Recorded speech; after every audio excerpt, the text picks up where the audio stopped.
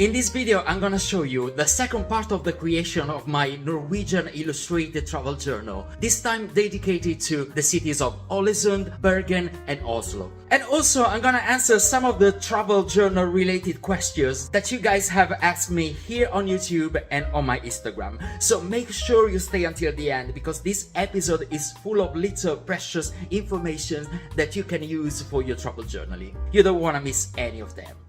Hi everyone, this is Carlo and welcome back to my channel. Time to grab my Concertina sketchbook again and show you some of the progress on my travel journal of Norway. I started it in my previous video choosing a simple technique of pencil and watercolor and adding journaling notes and photographs. I'm gonna keep this Quentin Tarantino style split screen throughout the video, because while the images go, we're gonna have a nice and chatty Q&A. First of all, I want to thank you for all the lovely comments that you left me. And I thought about answering some of the questions here in this video, starting with the first one. It says, how do you choose the right support and the right paper for your journals? I tried to add watercolor images to my Moleskine, but the paper all curled up. Oh no, it happens. So when you use watercolor or any media that is very wet, you have to pay extra attention to the thickness of the paper, which is expressed in GSM, which is gram per square meter. Moleskine notebooks have a gorgeous paper, but it's usually around 70 GSM, which is not enough for watercolor. I would advise to use a support that is at least 190 GSM. Moleskine has a range called Art Collection, and the watercolor sketchbook that they have is around 200, which is perfect. Other choices could be Fabriano Leporello, for example, which is around 260 GSM, gorgeous roughness of the surface, or the Sennelier that I'm using here, which is 340 GSM. You can literally empty a bottle of water on it. No, don't do it, I was being dramatic.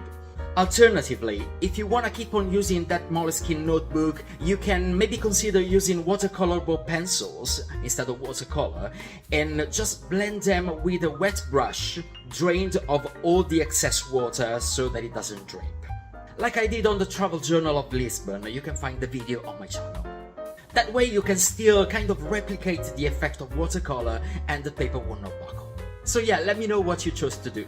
If you haven't seen my previous video, on this project I'm progressively adding layers of watercolor and watercolorable pencils.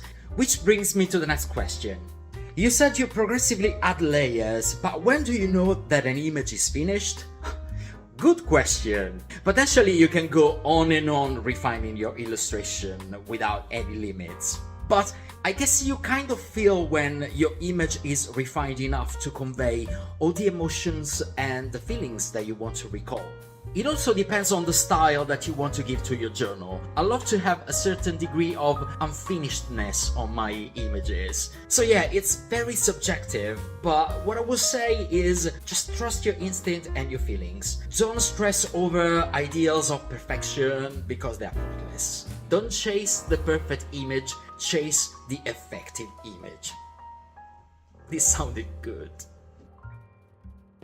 We keep on talking about illustrations with the next question. How do you choose what to illustrate? I'm not very good at urban sketching, buildings, monuments, so I'm always a little uncertain to start. Urban sketching is practicing and using a lot of tracing paper to help you at the start, like I do. But what I want to say is that your travel journal is yours, and likewise your experience of a city is unique and it pertains to you. So don't feel compelled to include buildings, monuments in your illustrations if they're not your strength. You can still travel journal about Rome without drawing the Colosseum. The images that you use narrate your story. So, in my opinion, there's more storytelling if you illustrate a particular dish that you tried, that nice drink that you had, or, I don't know, a beautiful flower that you saw. Really, everything that would refer to your experience of the city, instead of something that people would expect to see on a travel journal. And you can always incorporate photographs of the monuments and buildings to complete the visuals of your storytelling. Photographs that I'm adding to these pages as well, in this particular mini Polaroid format that you know that I'm obsessed with. One of you actually asked me, can you please tell me how you are able to print multiple photos on one piece of photo paper?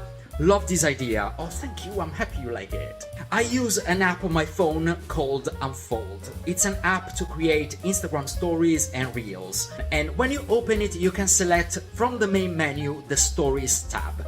In the folder called Classico 01, you can find many templates, and the very last one is a grid of square tiles. Select that template and start uploading into the template all the pictures that you want. Adjust them and leave the last line empty, because there's a watermark, it will cover your photos. Once you're finished, save the image to your device. And here you go, you're ready to print it as a regular photo that contains 12 little square photos. So in the meantime, the first 2 pages have been completed, and because when I was in Alesund and Bergen it basically rained the whole time, I used this little trick to give kind of a misty droplets look to the image.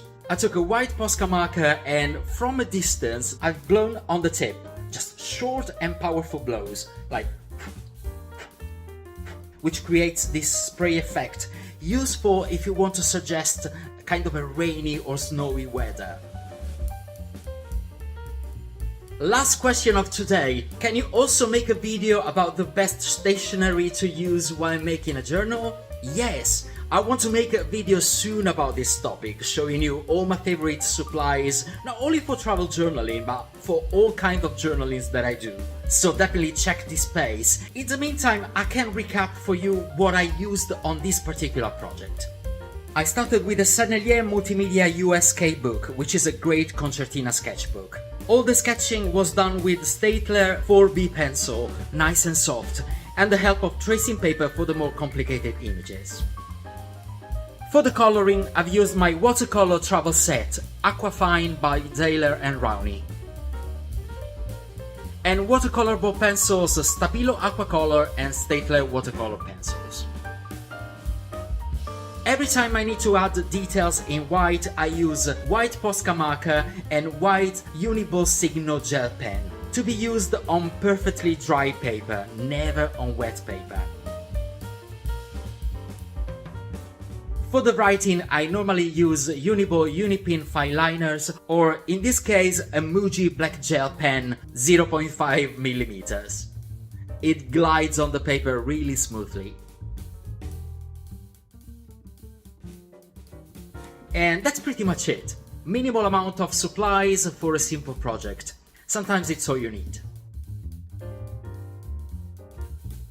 I had a great time in this country, from the fjord landscapes of Flom, to the colourful houses of Bergen, to the lovely warmer weather I found in Oslo.